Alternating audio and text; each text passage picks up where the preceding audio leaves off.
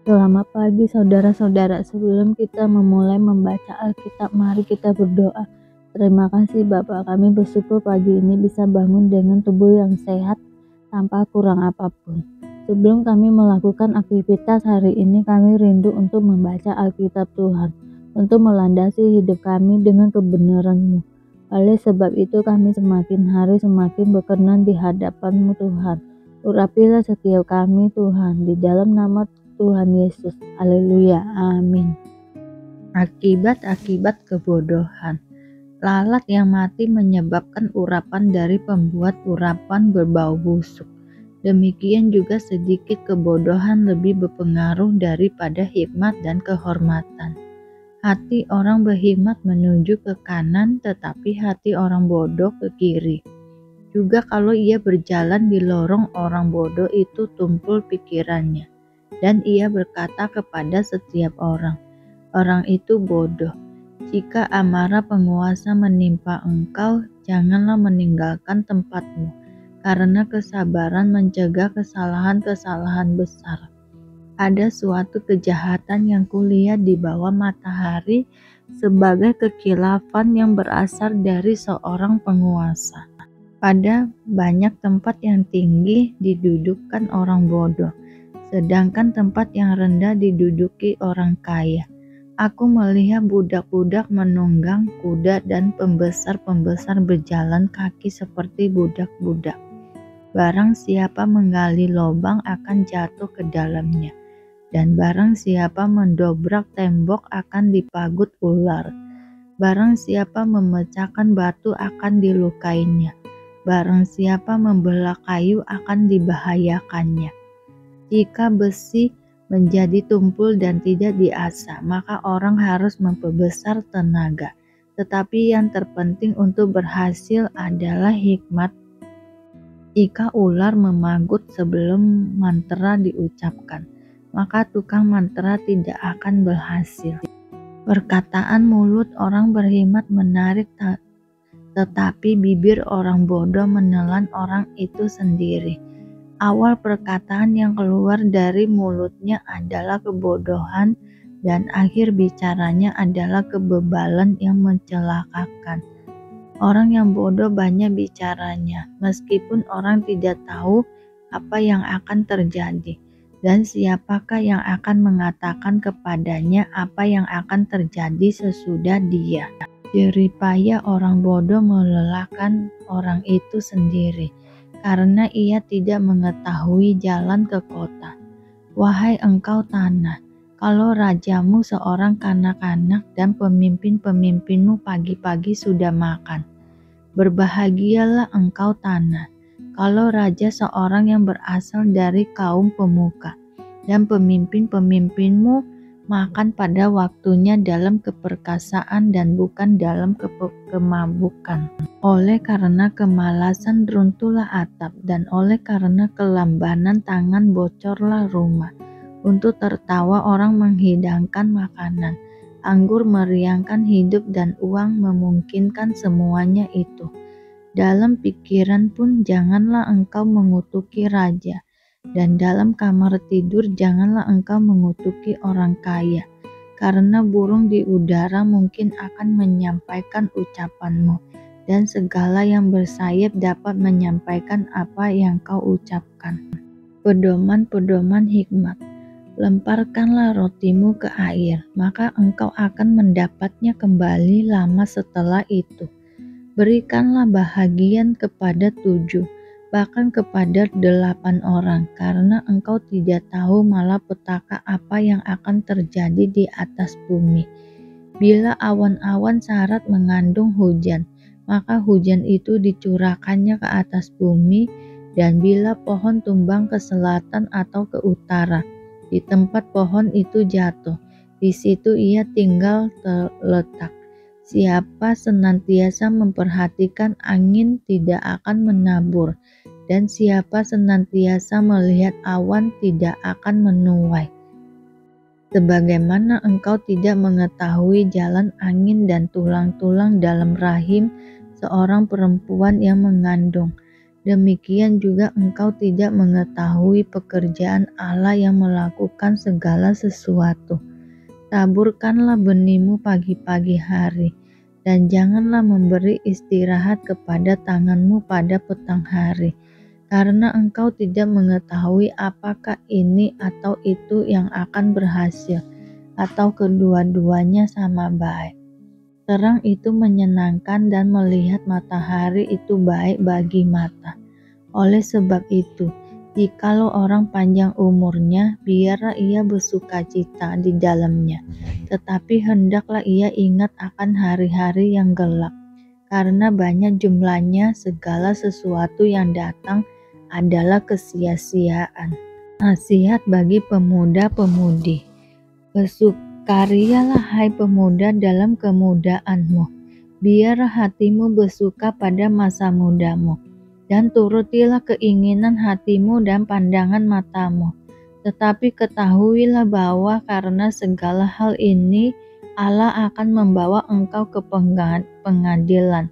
Buanglah kesedihan dari hatimu dan jauhkanlah penderitaan dari tubuhmu, karena kemudaan dan fajar hidup adalah kesia-siaan.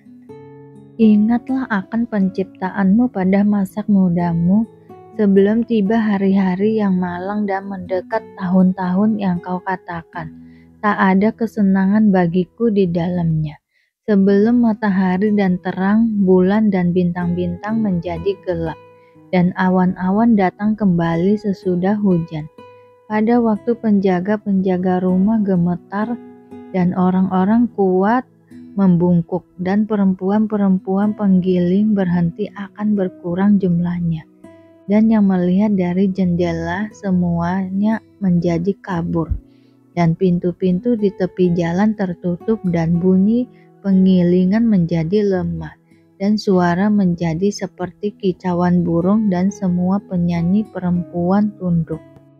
Juga orang menjadi takut tinggi, dan ketakutan ada di jalan. Pohon badam berbunga belalang menyeret dirinya dengan susah payah, dan nafsu makan tak dapat dibangkitkan lagi. Karena manusia pergi ke rumahnya yang kekal, dan peratap-peratap berkeliaran di jalan. Sebelum rantai perak diputuskan dan pelita emas dipecahkan, sebelum tempayan dihancurkan dekat mata air, dan roda timba dirusakkan di atas sumur, dan debu kembali menjadi tanah seperti semula, dan roh kembali kepada Allah yang mengaruniakannya. Kesia-siaan atas kesia-siaan, kata pengkhotbah, segala sesuatu adalah sia-sia. Akhir kata. Selain pengkhotbah berkhidmat, ia mengajarkan juga kepada umat itu pengetahuan. Ia menimbang, menguji, dan menyusun banyak amsal.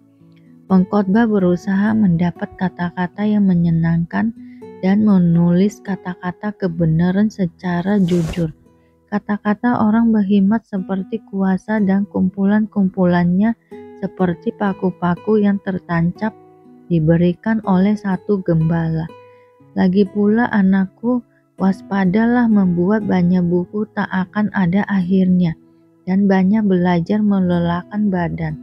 Akhir kata dari segala yang didengar ialah takutlah akan Allah, dan berpeganglah pada perintah-perintahnya, karena ini adalah kewajiban setiap orang.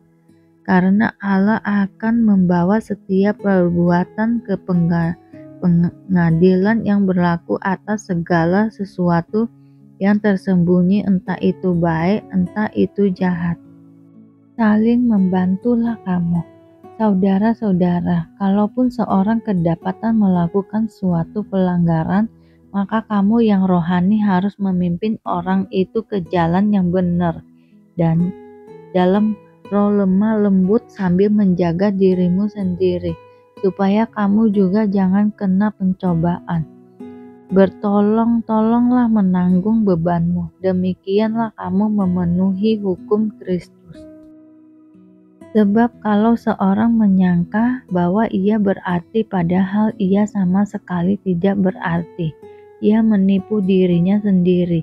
Baiklah tiap-tiap orang menguji pekerjaannya sendiri, maka ia boleh bermegah melihat keadaannya sendiri dan bukan melihat keadaan orang lain. Sebab tiap-tiap orang akan memikul tanggungan sendiri, dan baiklah dia yang menerima pengajaran dalam firman membagi segala sesuatu yang ada padanya dengan orang yang memberikan pengajaran itu. Jangan sesat, Allah tidak membiarkan dirinya dipermainkan, karena apa yang ditabur orang itu juga yang akan dituainya. Sebab barang siapa menabur dalam dagingnya, ia akan menuai kebinasaan dari dagingnya, tetapi barang siapa menabur dalam roh, ia akan menuai hidup yang kekal dari roh itu. Janganlah kita jemu-jemu berbuat baik, karena apabila sudah datang waktunya kita akan menuai. Jika kita tidak menjadi lemah karena itu, selama masih ada kesempatan bagi kita, marilah kita berbuat baik kepada semua orang, tetapi terutama kepada kawan-kawan kita seiman. Peringatan dan salam, lihatlah bagaimana besarnya huruf-huruf yang kutulis kepadamu dengan tanganku sendiri. Mereka yang secara lahiriah suka menonjolkan diri, merekalah yang berusaha memaksa kamu untuk bersunat hanya dengan maksud supaya mereka tidak dianiaya karena salib Kristus. Sebab mereka yang menyunatkan dirinya pun tidak memelihara hukum Taurat, tetapi mereka menghendaki supaya kamu menyunatkan diri agar mereka dapat bermegah atas keadaanmu yang lahiriah. Tetapi aku sekali-kali tidak mau bermegah selain dalam salib Tuhan kita, Yesus Kristus. Sebab olehnya dunia telah disalibkan bagiku, dan aku bagi dunia. Sebab bersunat atau tidak bersunat tidak ada artinya, tetapi menjadi ciptaan baru. Itulah yang ada artinya, dan semua orang yang memberi dirinya dipimpin oleh patokan ini. Turunlah kiranya damai sejahtera dan rahmat atas mereka dan atas Israel milik Allah. Selanjutnya, janganlah ada orang yang menyusahkan aku, karena pada tubuhku ada tanda-tanda milik Yesus.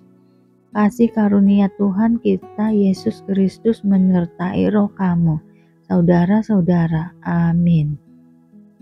Terima kasih Bapa untuk hari ini, sehingga kami dapat membaca Alkitab-Mu Tuhan. Mari doa Bapa kami. Bapa kami yang di surga, dikuduskanlah nama-Mu, datanglah kerajaan-Mu, jadilah kehendak-Mu di bumi seperti di surga.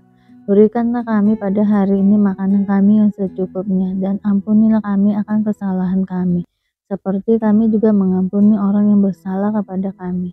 Dan janganlah membawa kami ke dalam pencobaan, tetapi lepaskanlah kami daripada yang jahat, karena Engkaulah yang mempunyai kerajaan dan kuasa dan kemuliaan sampai selama-lamanya.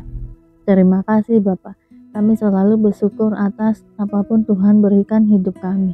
Engkau tidak pernah meninggalkan kami ya Bapa. Hidup kami akan senantiasa berkecukupan di dalam-Mu. Di dalam nama Tuhan Yesus kami berdoa dan mengucap syukur. Amin, amin, amin. Tuhan Yesus memberkati.